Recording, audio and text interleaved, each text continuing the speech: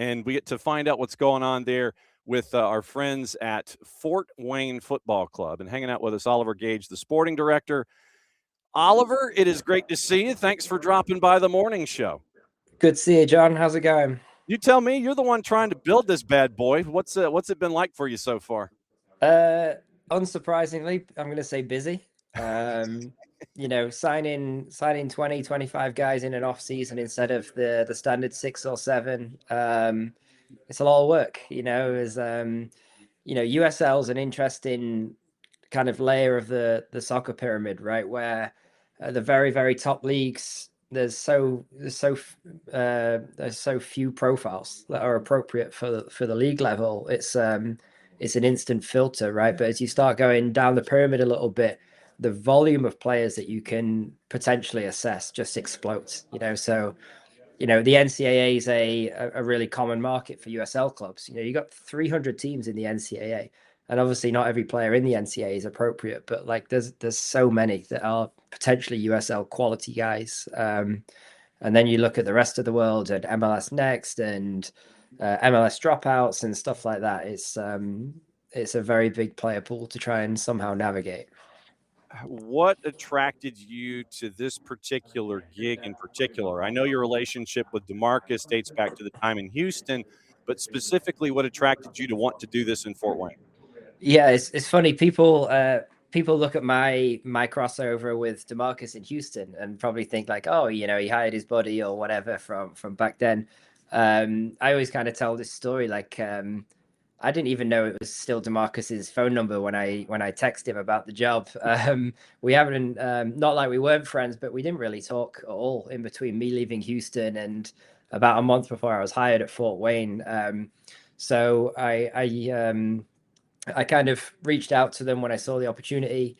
Me and Bees agreed to speak on a Zoom or whatever, and it all kind of went from there. And I think at the end of my first Zoom with him, he kind of sat there and went like, wow, I didn't realize that's actually what you did at Houston behind the scenes when all the players went home or whatever. So kind of went into it blind in that regard. But what attracted me to this job was a couple of things. The way everything ended with me at Loudoun was very disappointing. Being let go from your job when the team is literally top of the USL Championship with one of the lowest budgets in the league.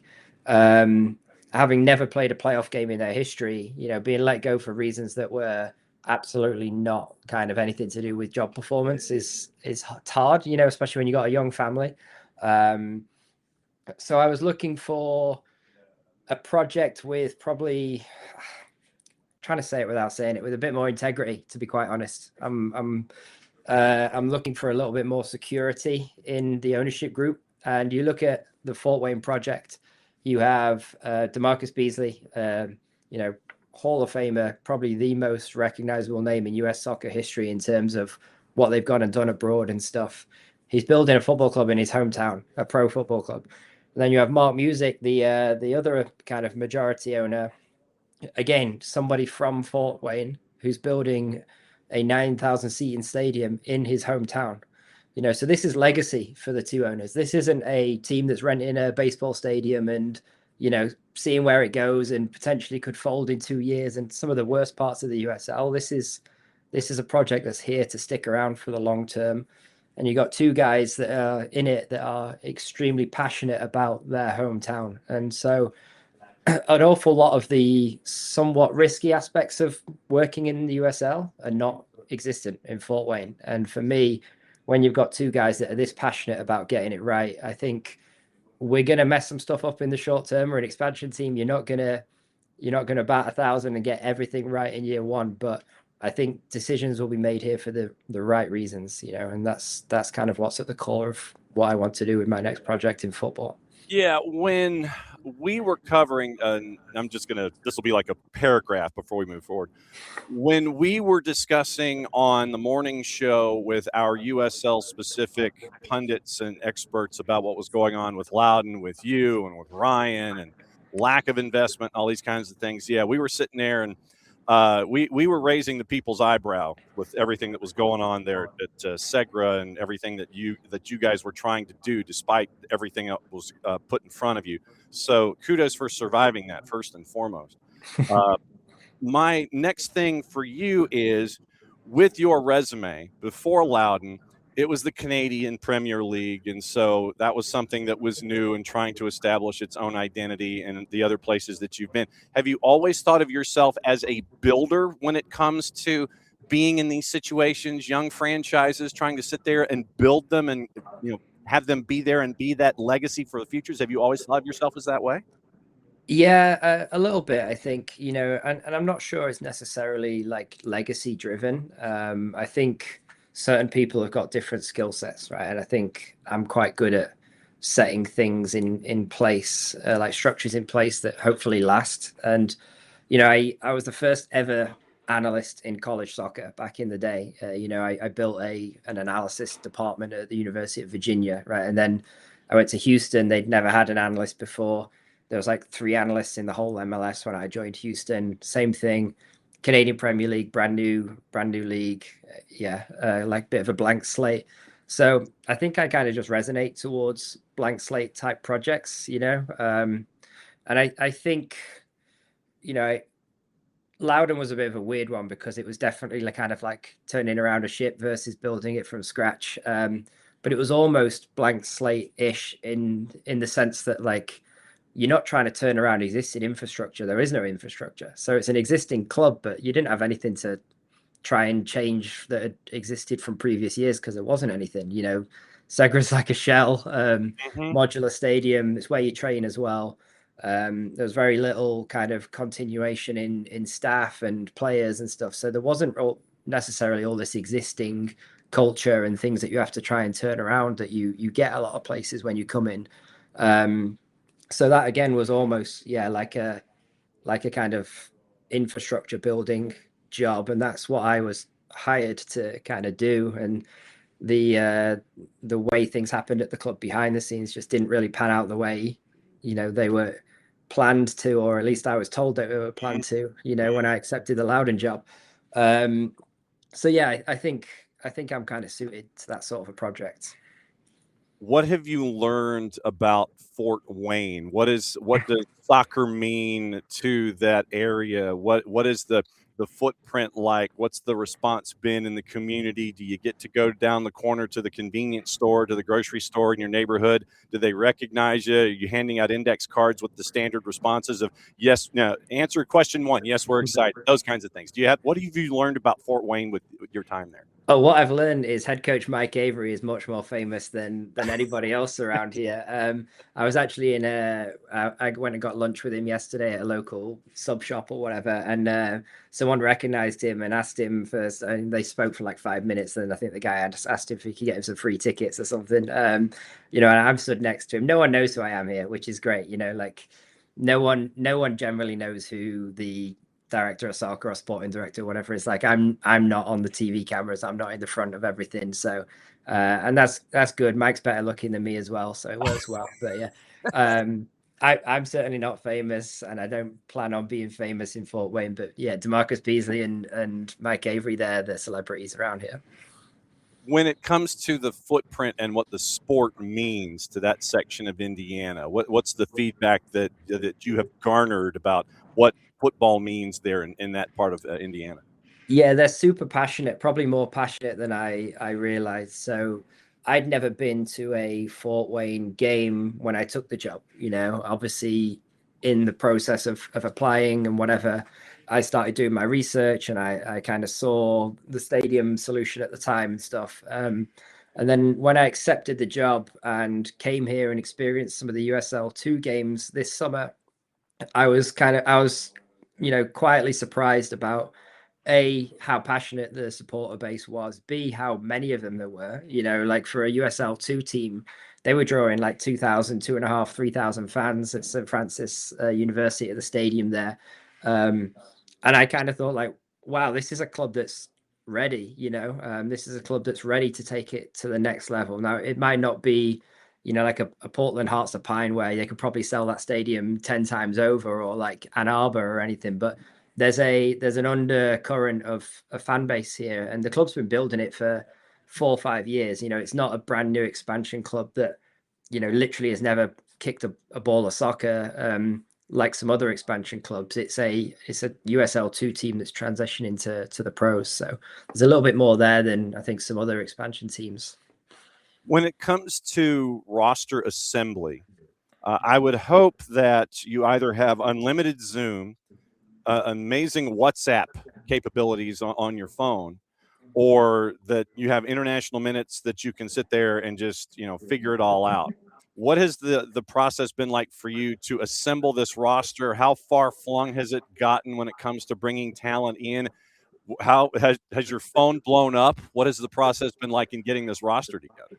Yeah, I mean, WhatsApp runs football recruitment behind the scenes. I'm sure you've heard that before, right? Like, there's all these like platforms and this and that and the other. Like, $100 million deals in Europe go ahead through WhatsApp. So the staff have got a WhatsApp group. Every agent contacts you on there. Yeah, my phone is flashed like 5 times on this conversation already. It just that's the way it works. When you work in this industry in the off season, you're only ever 30 seconds away from having to drop everything and tell your wife, like, I got to go do something for 2 hours. I'm really sorry. It's just what happens. But yeah, the process is generally, players will come our way. We proactively search for players, of course. Like I'm like data driven, right? So I have a shortlist, and we have a data analyst here who we work on finding players using the data, and then they go through the traditional process of scouting from the coaching staff, and then we have a discussion around how appropriate we think they are. And then players will come into us through contacts, agents, and it's not just me. Every member of staff has got a network of people that they trust and they work with. So we kind of crowdsource incoming player requests from agents and people, and then put them through a very similar filtering process to get to a decision really on how interested we are in them. And anyone who we have enough interest in, we'll jump on Zoom for an hour, get to know them, ask them a little bit about who they are, feel them out, and give them a chance to ask us questions. I think one thing we've heard from players that have spoken to multiple clubs this year is that I think we've been a little bit more open with people about what we're trying to do here and the plans for the club, and also where we don't think we're doing a great job and we might be struggling a little bit in this area. And I say on Zooms and stuff to players all the time, like, I want you to ask me the tough questions and it won't be held against you. Like, it's much better for me to lose a player right now and never get them in the building than to bring them in and in April they realize they made a mistake and we lose the player and they're under contract. And like, I'd rather have almost like a clean start of players who really, really want to be here, even if we lose a couple in the recruitment process. What's the hardest question you've gotten from a prospective player who might be on that roster now, but what's the hardest question you've gotten in that give and take in the Zooms? That's a really good question. That might be the hardest question I've had in the off season. I think the hardest, maybe not the hardest individual question. I think the hardest challenge we've had to answer, and I can talk a little bit about our recruitment philosophy in general and how we're building the roster because it's relevant to this conversation. But the hardest thing that we've had to answer is, like, we're selling an idea versus a reality. The stadium isn't there yet. There's a few pictures on Twitter and Instagram and stuff, but it's an idea right now. And the idea of how we want to play, yeah, we've got some games from USL2, but now we're going to have almost a completely different roster. Is it going to look the same? We're telling young players, we're actually going to play you. You're going to get minutes here. And one of the reasons why we think we've secured some of the players we've had is that we want to be a little bit younger than most USL1 teams, but then some of the players have turned around and said, like, that sounds great, but you've got no proof that you're actually going to do this. You're just telling me you're going to do it.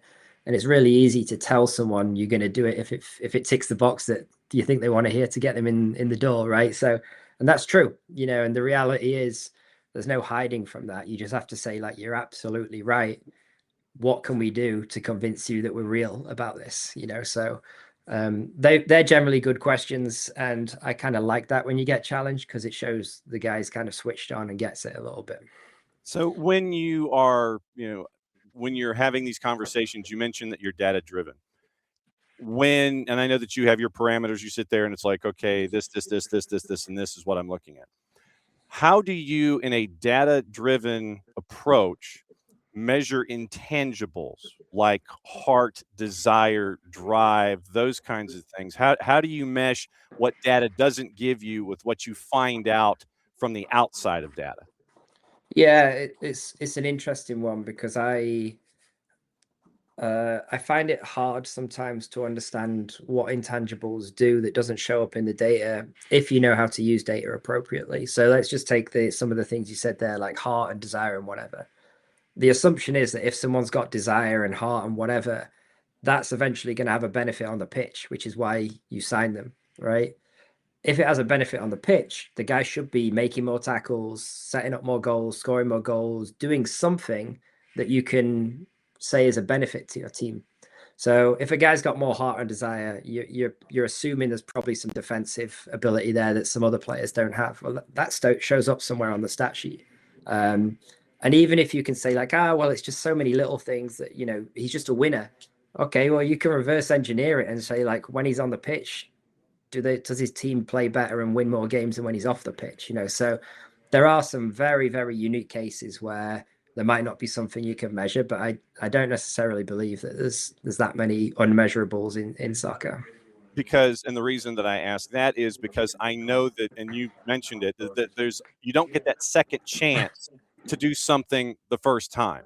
And you're going to be looking for a specific kind of individual on the field and off that can represent in the community, that gets what you're trying to do and has those intangibles, but can also contribute on the field. Yeah. There's that quest. It's a unique quest for a first year for something like what you're doing there in Fort Wayne. Yeah. So that's where maybe it's a little bit different, where you talk about who the person is in terms of personality and the way they carry themselves.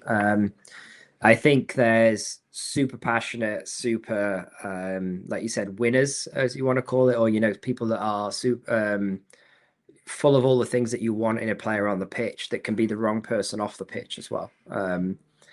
But yeah, I think when you talk about building a club and a foundation of, how we operate and the type of personalities we want in the locker room, that's where the interviews on Zoom and whatever come in. And, there's guys that we've spoken to that we really liked from a soccer point of view. And we finished the Zoom and we said, you know what, let's take a minute on this one because we don't feel like they're going to be a great fit. And there's some guys that you get off the call and within 30 seconds, we've all agreed, like, yeah, we're offering this guy a contract in an hour's time, like it's done. So I think that's where it's a little bit different. All right. So let me ask about one guy in particular that's known in this footprint. Recent signee, Javi Armas, who we've seen as a part of Atlanta United too. And we've spent a lot of time with Javi and know that he is salt of the earth guy. He's going to give it to you. He's going to give it to you for 97 minutes in a 90-minute match. That is unparalleled. Great guidepost for folks on the pitch and off at the practice field. What did you see in Javi Armas that you're looking forward to and having him be a part of there in Fort Wayne? Yeah, exactly that. So in Javi, we see a player that is going to be not just a focal point of the team because of his position, but a focal point of the locker room too. I mentioned earlier a bit about our squad profile. Javi's probably going to be our third or fourth oldest player. We're not going to have 8 guys that are like 28 years old or 30 years old. We've signed a 31-year-old, another 30-plus player, and that's it. And then after that, it's Javi, as the roster stands right now. So we see him being a leader in the locker room and on the pitch positionally.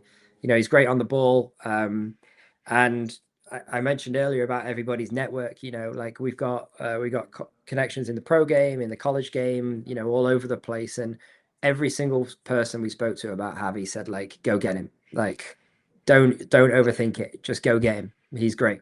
So from like Oregon State down to Atlanta United and everywhere in between, we must have had 5 guys that like you can't even finish your sentence before they're like, stop talking, just do it. He's great. So yeah, we love him. We're really excited about him. When it comes to the to-do list, and I always ask this when it comes to either a first-year individual in a front office or a first-year franchise or a combination of the two, I know that you have a to-do list between now and the beginning of the 26th season. It could be in a Google Doc. It could be, buried someplace. Folks might have them on their old Blackberries, something to sit there. It could be a shared document. Could be an email, could be a legal pad, it could be one of these old notebooks like we had in high school, that's got all the pages and all the notes and everything. It could be off frame from where you are, away from that calendar, that big 6 foot by 8 foot dry erase board that's got a bunch of squiggles and different colors and destinations and lines and everything. Where is your to-do list when it comes to finishing assembly for the 26th season? And what do you think the next thing you can cross off that list is as you get ready for 26? Yeah, so I'm assuming you're not asking physically where is my to-do list, because the answer is like some of it's on a notepad, some of it's on my phone, some of it's on the whiteboard, because there's things scattered all over the place, and that's expansion life. In terms of where is it, where do we sit in the grand scheme of things? We're getting there.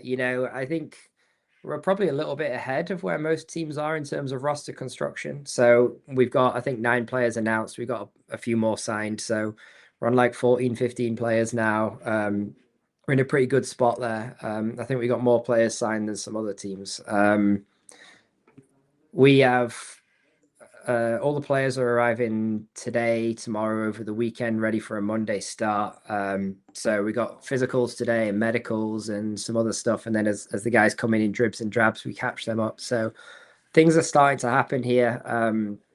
It's a little bit like the day before a concert, being, the stage is still being constructed while, someone else is doing something over here. Like, literally, I don't know if you heard the noise out there. Mm-hmm. Someone's building something in the offices right now. So like, it's a little bit all over the place, but we're on track. There's not really much that I'm extremely concerned about here and saying like, oh, we're behind on this one. So we're in not a bad spot. No, I did want to know where that list physically was. I also, in addition to where you were, I wanted to know, where is that list, and what is left on it. Obviously, we're going to be knocking on your door a lot, and we're going to be catching up with what's going on up there at Fort Wayne. It's a big year in USL League One with like 98 first-year franchises diving into the league, and it's going to be an 18-team league. Oliver, I can't thank you enough for diving in on a Friday while construction is going on around you, while they're building the concert stage, while you're welcoming in players. Do you want to break some news about player signings? You can do that. We can break. I don't know. The media guy here is kind of a big dude. I think he could take me in a fight, so I'm not gonna push it. Yeah, and obviously, what I could tell you is I think there might be one coming out today. I think. Okay, and obviously, thanks to Justin for doing this on the hop for us. We can't thank them enough. Can't thank you enough for dropping in on a Friday. We'll be knocking on your door again, especially as we get closer, and we'll monitor everything in USL League One. Thanks for dropping by on a Friday. Stay dry, stay away from the construction, and we'll catch up with you soon, Oliver. Thanks for dropping in. Thanks for having me. Appreciate it.